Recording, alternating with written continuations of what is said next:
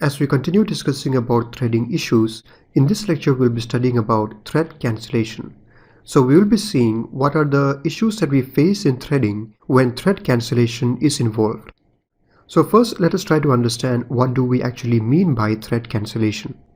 So thread cancellation is the task of terminating a thread before it has completed.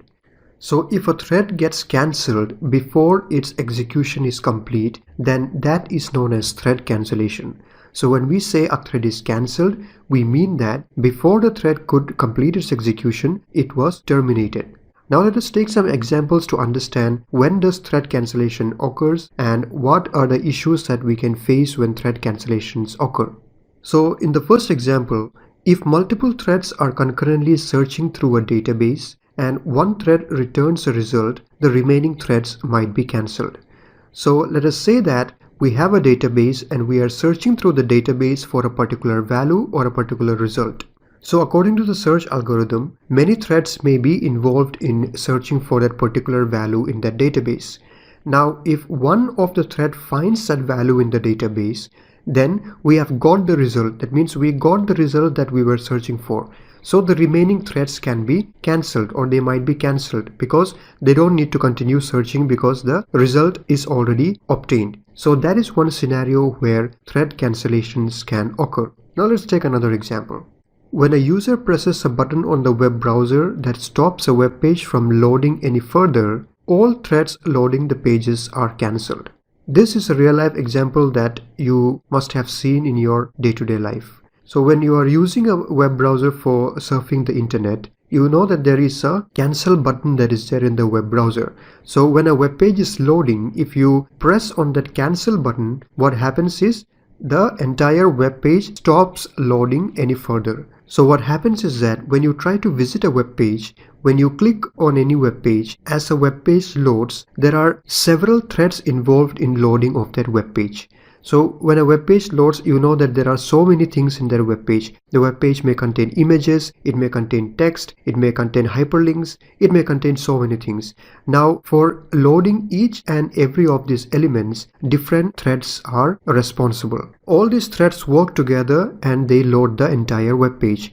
Now, in the process of loading that web page, if you press the button that stops the loading of the web page, then what happens is all the threads that were involved in loading the different elements like images or text or whatever it may be, everything will be cancelled. All those threads will be terminated before it has completed. Some might have completed or some may still be in the process of completion. It will depend upon when you press that button. So many threads may be cancelled before it completed its execution. So that is another example where we can see cancellation of threads. Now a thread that is to be cancelled is often referred to as a target thread. So whenever we use the term target thread, keep in mind that this is a thread that has to be cancelled. Now let us see what are the different types of thread cancellation that can occur, or what are the different scenarios in which thread cancellations can occur, and let us see which one among them is better and which one among them will provide a stable computation. So as I said, we will now see the different scenarios in which thread cancellations can occur. So here it says that cancellation of a target thread may occur in two different scenarios. And let us see what are those scenarios one by one. So the first scenario is asynchronous cancellation. So what is this asynchronous cancellation? One thread immediately terminates the target thread. So this is very straightforward and it is very direct. What happens is one thread immediately terminates the target thread. So what is a target thread? A target thread is the thread that is to be cancelled, and another thread that is going to cancel that target thread immediately cancels that target thread. So this target thread is like a victim which has no power. When some other thread cancels it, it has no other choice than to be cancelled. So that is what we mean by asynchronous cancellation. Now let's look at the other scenario. Now the other scenario is known as deferred cancellation. In deferred cancellation, the target thread periodically checks whether it should terminate, allowing it an opportunity to terminate itself in an orderly fashion. So unlike the asynchronous cancellation where the target thread was immediately cancelled by another thread, in deferred cancellation what happens is that the target thread will periodically check whether it should terminate itself or not. So nobody can just come and terminate it immediately without its permission.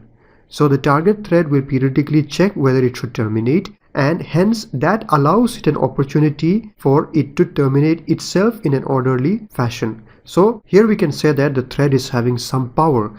It will not be cancelled directly by any other thread, but it will cancel itself in an orderly fashion after making sure that it can be cancelled. So that is what we mean by deferred cancellation.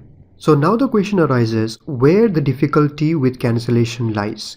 We have discussed about thread cancellation and we have seen the different scenarios in which a thread can be cancelled. But the question is, where is the difficulty with cancellation? What is the problem or issue that we face with thread cancellation? So let's take a look into that. So here is where the difficulty lies. In situations where resources have been allocated to a cancelled thread. That means a thread was under execution and it was allocated certain resources of our system, because threads may require different resources and resources are allocated to the threads. So when a thread is holding some resources and it gets cancelled, then there could be a problem. So we will see what is that problem. But before that, let us look at the second point also.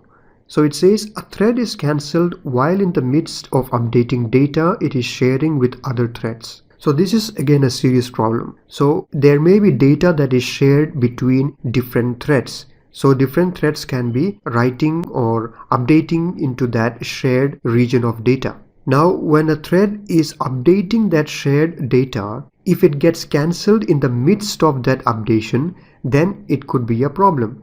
Because when it is updating something and it gets cancelled, then that updation was not complete and it becomes a incomplete data. And then when other threads are going to share that, they may be reading some incomplete data from there. So that is a situation where the difficulty of cancellation lies. Now let us come back to the first point. Here I said resources have been allocated to a cancelled thread. So what is the problem with this? So the thing is that when resources are allocated to a thread, often the operating system will reclaim the system resources from a cancelled thread, but will not reclaim all the resources. So when a thread is allocated resources and if it gets cancelled, then the OS will by default reclaim the system resources from that cancelled thread, but in some cases it may not be able to reclaim all the resources. So cancelling a thread asynchronously may not free a necessary system-wide resource. So we already discussed about asynchronous cancellation. That is when a thread is immediately cancelled by some other thread without any further notice. That cancelled thread or the target thread may be holding some necessary system-wide resource. Now, only when the thread completes its execution, it will release that resource. But before it completes its execution, while it is still holding that resource, if it gets asynchronously cancelled, it has no option than being cancelled, and it may not actually release that resource, and hence that resource may become unavailable. So that is one problem that we have with asynchronous cancellation.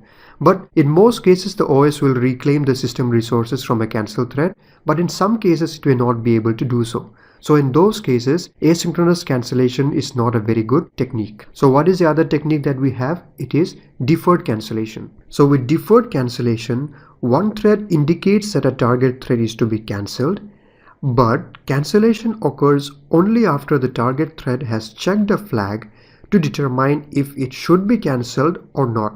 This allows a thread to check whether it should be cancelled at a point when it can be cancelled safely. So this is a much safer and a much better way of cancellation. Instead of directly going and cancelling a thread immediately, as in the case of asynchronous cancellation, with deferred cancellation what happens is when one thread, that is a target thread, has to be cancelled, the thread that is going to cancel it will indicate that this target thread has to be cancelled.